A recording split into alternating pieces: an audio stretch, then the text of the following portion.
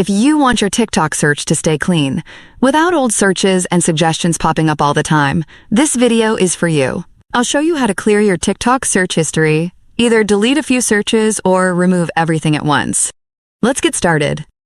First, open the TikTok app and go to your profile. Then tap the three lines in the top right corner. From the menu, choose Settings and Privacy. Next, tap Activity Center. Find and open Search History. Here you'll see a list of all your searches.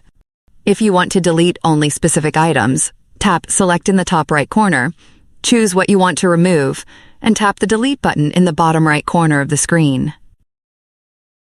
Confirm by tapping Delete one more time. If you want to clear your entire search history, tap Select again and check the option. Select All Search History at the bottom of the screen. Then finish by tapping Delete All. Finally, tap Delete one more time to confirm. And that's it. You've successfully cleared your TikTok search history. Thanks for watching. Follow the channel for more useful tips and tricks.